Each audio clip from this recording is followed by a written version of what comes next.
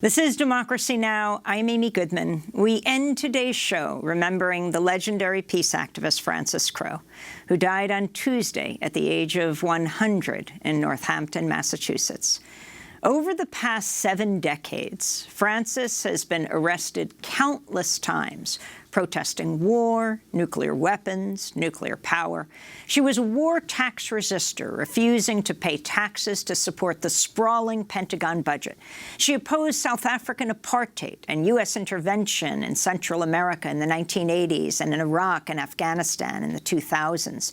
She climbed fences in the Seneca Army Depot and was arrested for pouring her own blood on a newly built Trident nuclear submarine just before it was launched in Connecticut.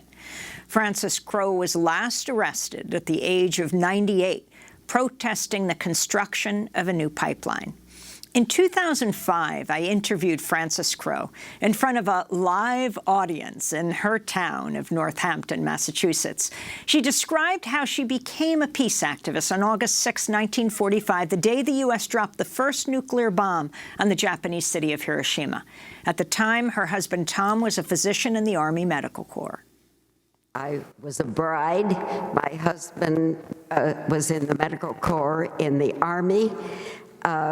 He had told me a few weeks before that he had heard rumors that we were developing this incredible weapon.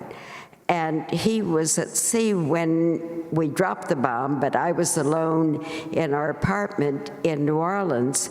And when I heard it on the radio, I really unplugged the iron, left the placemat that I was ironing, and went out looking for a peace center in the streets of New Orleans.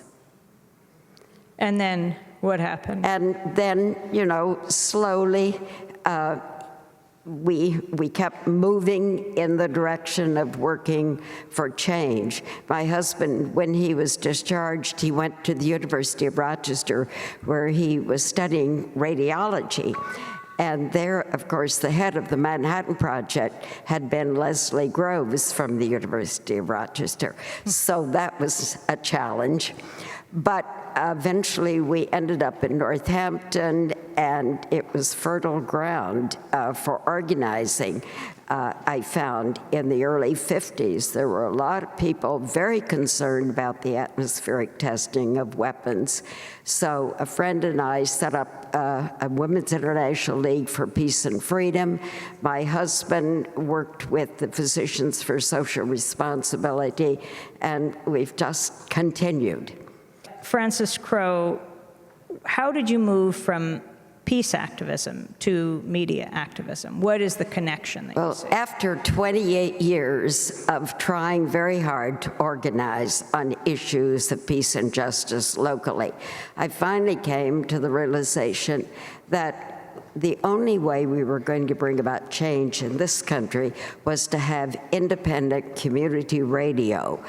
And I had tried to get our local NPR station to carry Democracy Now! And they had refused. And we worked on the University of Massachusetts station, and they also turned us down.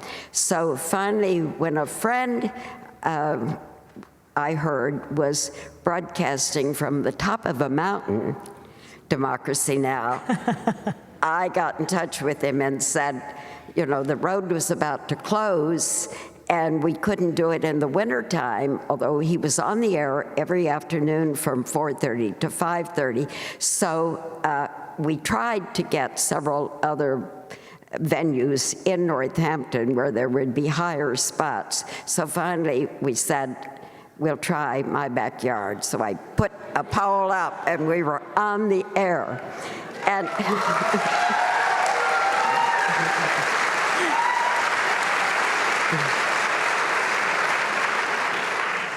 and you know, I've never broken a law that I felt better about.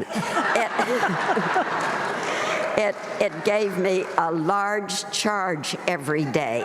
And By any means necessary. Frances Crowe speaking in 2005. Thanks to her efforts, Democracy Now! Is now heard daily on WMUA at the University of Massachusetts.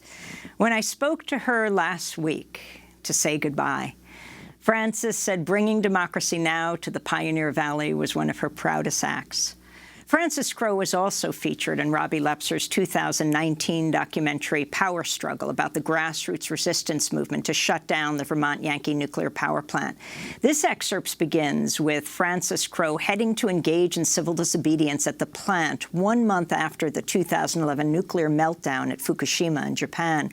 The clip begins with fellow peace activist Jean Grossholtz asking Frances if she'll be bringing her cane to the protest.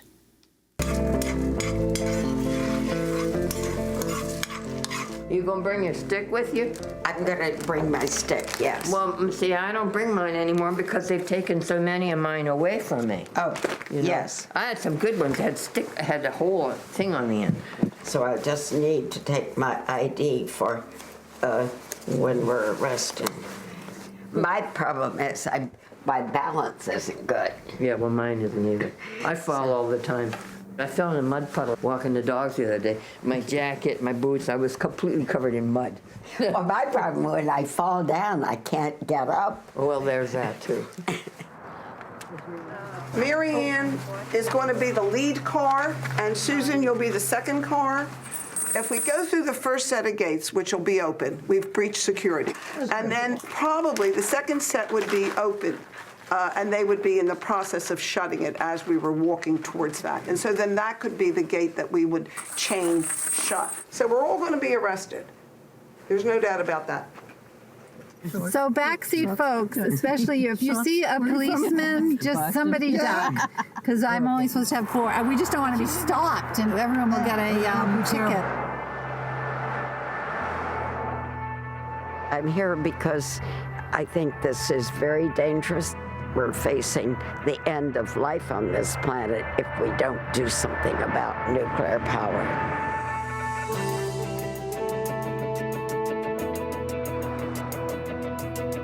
When I heard about Fukushima, I was devastated.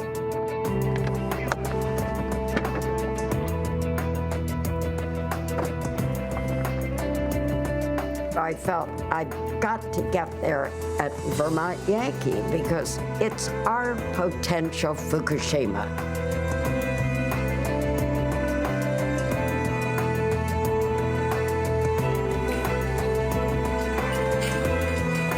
We must take this action and shut it down now.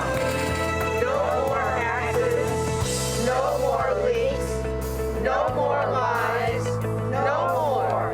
Enough. Buzz is coming. Shut it down now. Here comes the buzz. We would like you to leave because you are trespassing on Vermont Yankee Energy property. No, I'm not leaving. Well, I've done everything that I know of to do, and all I have left is my body, and to put it in the way to say no. When people ask me, how many times have you been arrested? And I say, not enough. Frances Crowe speaking in 2011. The Vermont Yankee nuclear power plant was shut down 3 years later. Frances Crowe died on Tuesday at the age of 100. She was in hospice, surrounded by her family and friends, survived by her 2 sons, a daughter, and a global community of activists in the peace-loving community around the world. And that does it for today's broadcast. To see our interviews with Frances Crowe and Greta Thunberg, you can go to democracynow.org. Passing the torch. Democracy Now! Is produced by Mike Burke, Dina Guzder, Nermeen Sheikh, Carla Wills, Tammy Warrenoff, Libby Rainey, Sam Alcoff, John Hamilton, Robbie Karen, Hani Masood, Sharina Nadura, Tay-Marie Astudio, and Maria Taracena. Mike DeFilippo and Miguel Noguera are engineers. Special thanks to Becca Staley, Julie Crosby, Hugh Gran, Miriam Barnard, David Prude, Ishmael Darrow, Vesta Godars, and Carl Marxer. Tomorrow, we continue our special, death and resistance on the U.S.-Mexico border. I'm Amy Goodman. Thanks so much for joining us. Our website is democracynow.org.